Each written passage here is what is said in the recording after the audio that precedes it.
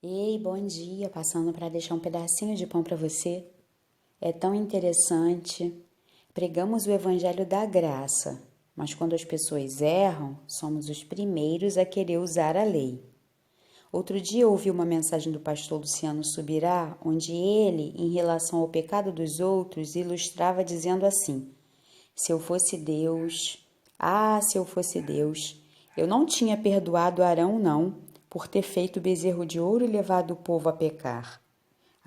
Dizia o Luciano, se eu fosse Deus, não tinha perdoado Davi por seu pecado de adultério.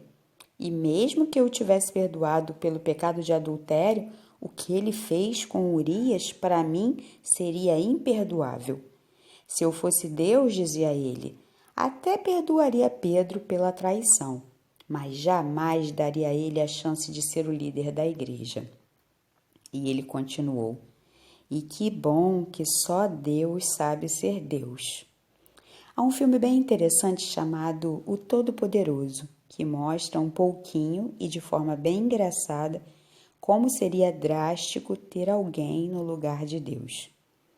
O texto em Gálatas, no capítulo 6, diz assim: Irmãos, se alguém for surpreendido em algum pecado, vocês que são espirituais deverão restaurá-lo com mansidão. Cuide-se, porém, cada um para que também não seja tentado. Em outra versão diz que se alguém for surpreendido em algum pecado, deverá ser corrigido. Mas como é que a palavra instrui? Correção com mansidão. E o texto continua assim: e cuidem-se também para que vocês não caiam no mesmo pecado. Há um diálogo popular que diz assim: pimenta nos olhos dos outros é refresco. Quando alguém erra, queremos estar como juízes da situação. Logo apanhamos a primeira pedra. Mas e se fosse você o pecador?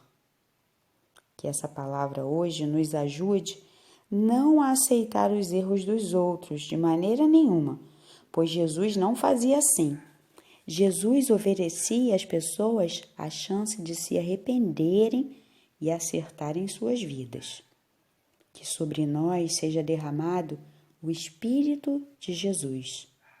Eu gostaria muito que você se inscrevesse aqui no canal, deixasse aqui o seu comentário e compartilhasse essa palavra com outras pessoas. Paz e esperança para você, em nome de Jesus.